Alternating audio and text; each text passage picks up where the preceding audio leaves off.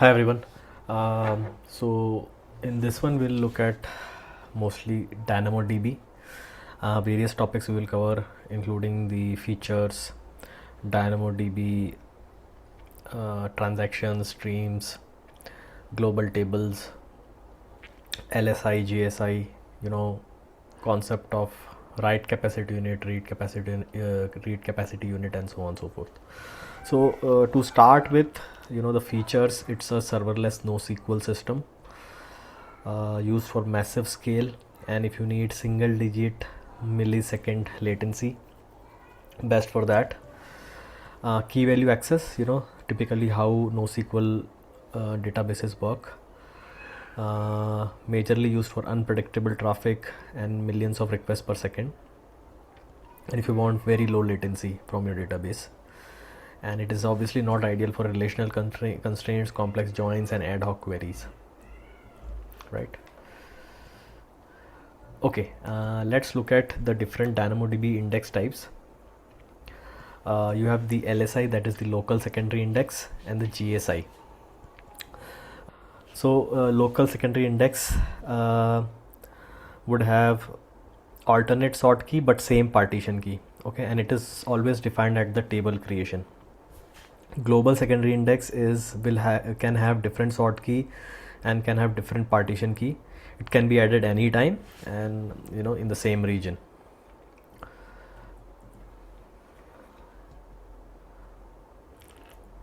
Now let's look at the GSI in more detail.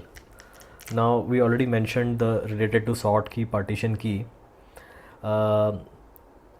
Search here can expand all items in base table across all partitions, and a table can have up to 20 GSIs. That is another thing. GSI has its own provisioned capacity units for read and write. So read and write from GSI consume capacity units from the index, not from the base table. So the index has its own capacity units. When read and write is happening to GSI, then the consumption of CUs would happen from the index and not from base table. An application do not write directly to GSI, okay.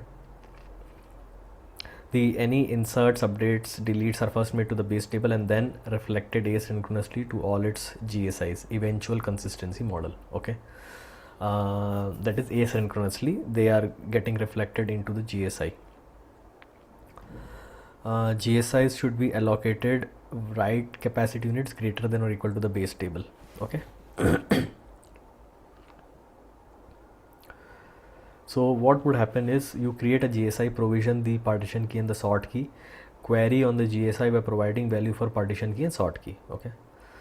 Since we are using a query operation based on a partition key, instead of scanning the entire table, retrieval would be a lot faster and efficient. So that's the whole meaning of using indexes. You have indexes in table, correct? It's very much a very similar concept. How does index help you? There in index you would have the topics displayed in alphabetical order. So when you are searching, it becomes easier for you. Your search also becomes faster. Same way the GSI or indexes work in tables, okay. Because based on the partition key that GSI is created and your where clause contains that field as a filter, then with the help of GSI the search would be very fast. It won't try to scan the entire table. It would scan on the index, which would have the items in a sorted order, okay. Normal scan would be slow and efficient. It will span the entire table. To avoid the large table scan, we use secondary indexes,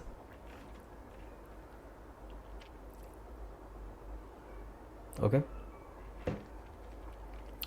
So they are a subset of attributes from a base table along with an alternate key to support query operations. Attribute protection, list of attributes copied from a base table to a secondary index. So these are the GSI and LSI are secondary indexes, correct? They are obviously subset of attributes from base table,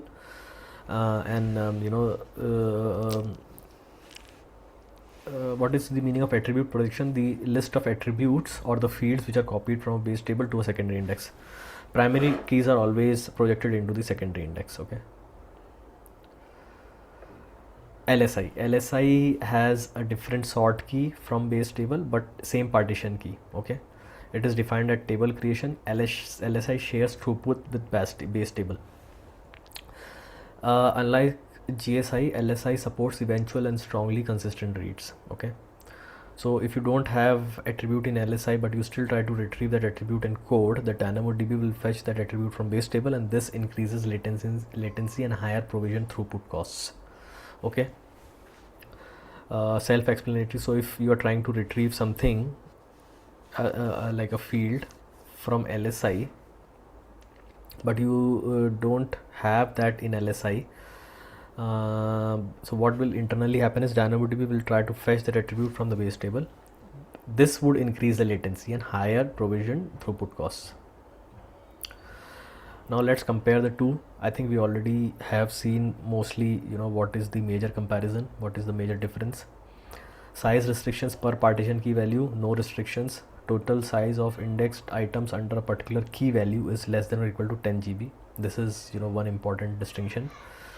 Read consistency is here, GSI is always eventual consistency. So with the help of asynchronous operation, the updates are eventually copied into GSI. Here eventual plus strong consistency both are available. You can only request attributes that are projected in GSI. Okay, so when you're defining the GSI, you have to request what attributes you need from the base table to be copied into the GSI.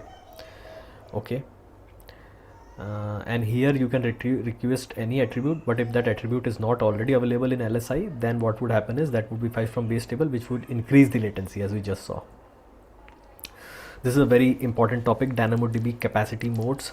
Okay, read capacity units and write capacity units. I am also taking a couple of examples to properly explain how the capacity units are utilized in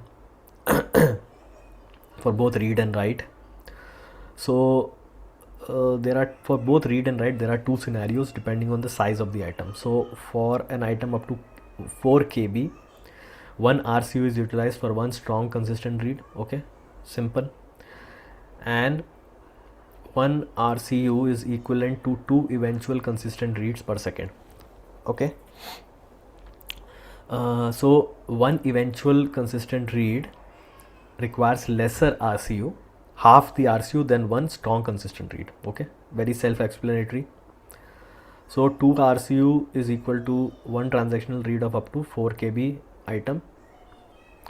For items greater than 4 KB, follow total item size by 4 KB rounded up. Okay, we will see this. Okay, moving to write capacity unit. One write capacity unit is equal to one standard write request per second for an item up to 1 KB. Now here the cutoff is with respect to 1 KB. So 2 WCU is equal to one transactional write for an item up to 1 KB. Okay, for items greater than 1 KB, you have to again follow total item size by 1 KB rounded up. Okay,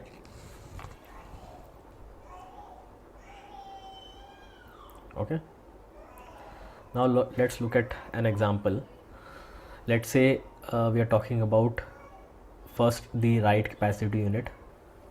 According to the WS rule, 1 WCU is equal to 1 write per second, right, for an item up to 1 KB. So if you need 10 writes per second, you would need 10 WCU. Very simple, correct? Now if suppose it's a larger item, 2.5 KB, what would happen is the DynamoDB would round it up to the next multiple, so it will become 3 KB. Now for 3 KB, each write consumes 3 WCUs, correct? So if you need 10 writes per second again, so you need 30 WCUs. By the way, for transactional writes you need 2 WCUs. Okay, and for transactional reads of up to 4 KB, again you need 2 RCUs. Okay, so each of these, if you want transactional writes, you just multiply by 2. If it's a normal write, not a transactional write, it is 3 WCUs for the larger item, 1 WCU for the smaller item, or 10 WCUs for 10 writes per second for the smaller item, right? So 10 WCU would become 20 WCU for transactional write, and 30 WCUs for 10 writes per second speed would become 60 WCUs. Okay, simple. Now let's come to RCU. RCU, you have two options. One is one strongly consistent read for an item up to 4 KB. Here cutoff is 4 KB, and two eventual consistent reads for an item up to 4 KB. So two eventual consistent read, as we saw, is equal to one strongly consistent read, right? Now let's say you want 100 reads per second, and your item size is 3 KB, which is lesser than 4 KB. So each read is equal to 1 RCU, correct? So your 100 reads per second, it would require 100 RCUs. Very simple. For strong consistent reads. Okay. For eventual consistent reads, it would be just the half, because eventual consistent reads are lesser costly. So instead of 100 RCUs, you would require 50 RCUs for an item size of 3 KB, which is lesser than 4 KB. For a larger read item, let's say item size is 10 KB, then it will be rounded up. So your actual size becomes 12 KB, which means 3 chunks of 4 KB each you need. So for 100 RCUs, it would be since you require 3 chunks, it becomes 300 RCUs. Okay. And for eventual consistent reads, it would be 150 RCUs, just divided by 2. And for all these different answers we saw, for transactional reads, it would be the double of normal reads. So 100 RCUs here becomes 200 RCUs, 50 RCUs becomes 100 RCUs for the transactional reads, and here 300 becomes 600, 150 becomes 300. That's the only difference. Okay, hope this makes it pretty clear. Moving to DynamoDB Streams. So DynamoDB has a feature which captures item level changes, which are occurring on the DynamoDB table. Write operations like update, put, delete are considered. They are all considered as events. Now when a new item comes in, you have something known as DynamoDB Streams, running at the back end, which records what is happening to these different events. Okay. So there are 4 types. A stream view determines what kind of data you are sending to a stream. Okay, so depending on the type of streams configured, the stream data, depending on the type of data you are sending to a stream, you have different types. Okay, so keys only key attributes, partition plus sort key of the modified item are written. Okay, so you are also trying to write like an audit. Apart from writing to the actual DynamoDB table. So if your stream view type is keys only the partition and sort keys of the modified item are written. New image, the modified version of the entire item is returned to the stream. If the key is new image, the modified version of the entire item is written. If it's old image, the old version is returned to the stream, old image. And if it is new and old images, both the old and new versions of the entire item are returned to the stream. So let's say there is an update happening to one of the rows, so you will write both the old image and the new image into the stream for audit purposes, or basically like an audit log, what actually happened. Because when an update happens, in the DynamoDB, that update would just basically change that row. But how will we know that previously this row was different and then it got updated, right? So you need to keep that change log somewhere. So DynamoDB Streams helps you in keeping that change log. Stream records older than 24 hours are removed. Okay, so the time you are keeping the records is 24 hours. It keeps on recording the data in real time, and they are ordered based on sequence of item level modifications. Okay, each record appears exactly once in the stream. So you cannot use stream to deliver data to an SNS topic.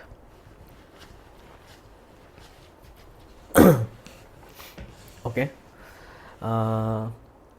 And the DynamoDB TTL allows you to auto expire an item based on defined date timestamp. This is you can only configure one TTL attribute per table. Okay. And this is related to TTL. DynamoDB deletes expired items within 48 hours of TTL expiration. Okay. So there is something known as TTL concept.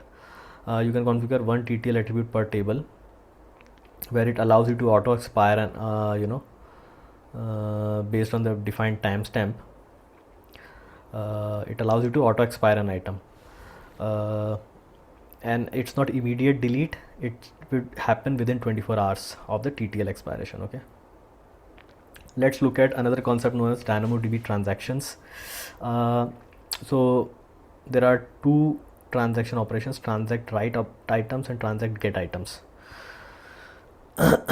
So it can group up to 25 write actions in a single or all or nothing operation. So transaction is nothing but a group of different standalone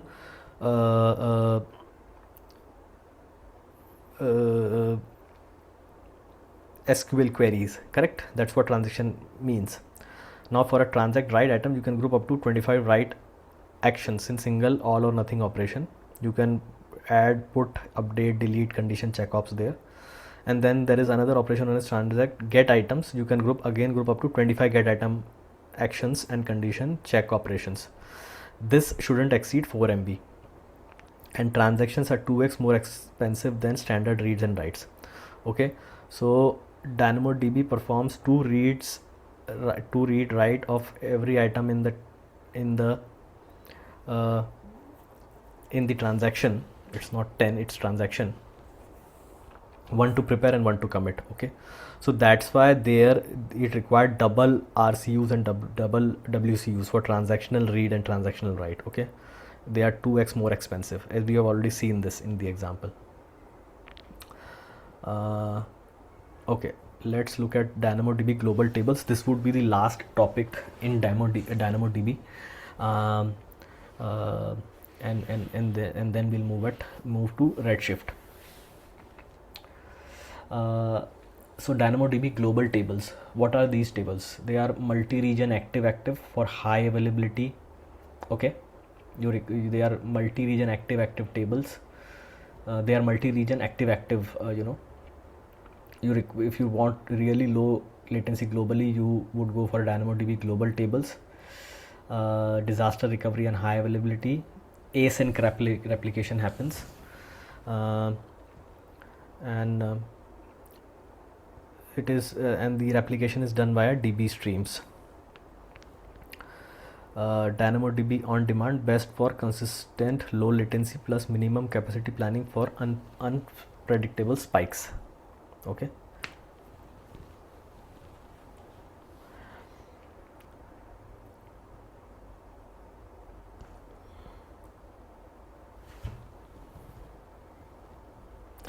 Now, what does DynamoDB help you to do? It allows you to automatically replicate tables across AWS regions. Okay, to create a global table, enable streams with new and old images stream view type. Okay, so it basically keeps both old and new images. DynamoDB fully manages the synchronization of tables via DynamoDB Streams. Change is propagated asynchronously across the tables. If a chain is done to some record by users in North Virginia, another region, same record. Okay, two users in two different regions are trying to change the same record at the same time. DynamoDB uses a last writer wins reconciliation between current updates. Only one update is accepted, whichever is latest. Failing over to other tables is not done automatically. In case a table in a particular region goes down, you need to put that logic separately.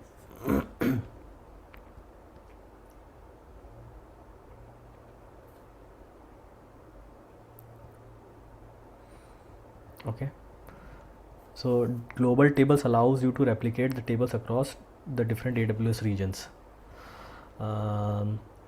and the other region also you have the active replica. The replica would be active. Okay, So why do you use DynamoDB tables? Protection from regional failure. DynamoDB global tables. So it protects you from regional failures and provides low latency to applications with globally dispersed users. So in this case, if you have users from different regions being using the application, so user in India would try to use the global table near to India, because anyway that particular DynamoDB table is basically replicated across different regions, and in all those regions the tables are active. Okay, it's not that only when the primary is failing the standby is taking over. It's not like that. Since the tables in all the regions are active, the users in India would get the data from their table near India. Users in US would get the data from table near near the US. Okay, that's what I wanted to cover with respect to DynamoDB. Hope this video was informative. It had a lot of different impactful portions. So yeah, with that being said, I'll see you in the next one. Thank you.